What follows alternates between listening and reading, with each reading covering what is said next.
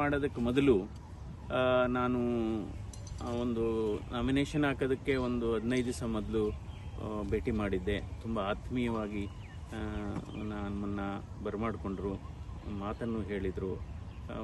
ಭಾಳ ಒಂಥರ ಅವ್ರನ್ನ ನಾನು ಕನ್ನಡ ಚಿತ್ರಕಲಾ ಪರಿಷತ್ತು ನಾನು ಕೂಡ ಸದಸ್ಯನಾಗಿದ್ದೇನೆ. ಆ ಸಂದರ್ಭದಲ್ಲಿ ಭೇಟಿ ಮಾಡಿದಾಗಲೂ ಅಷ್ಟೇ ತುಂಬ ಆತ್ಮೀಯತೆಯಿಂದ ಮಾತಾಡ್ತಾಯಿದ್ರು.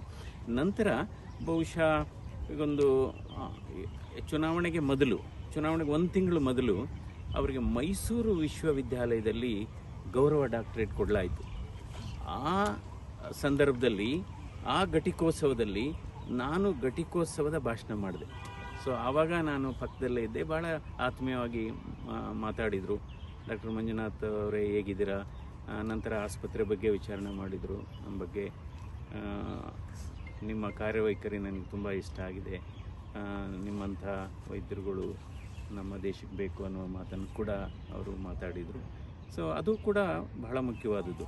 ಯಾವುದೇ ಒಬ್ಬ ವ್ಯಕ್ತಿ ಒಳ್ಳೆ ಕೆಲಸ ಮಾಡುವಾಗ ಆತನ ಬಗ್ಗೆ ಬಹಿರಂಗವಾಗಿ ಮೆಚ್ಚುಗೆ ವ್ಯಕ್ತಪಡಿಸುವಂಥದ್ದು ಅವ್ರ ದೊಡ್ಡ ಗುಣ ಅಂತ ನಾನು ಹೇಳಬೇಕಾಗುತ್ತೆ.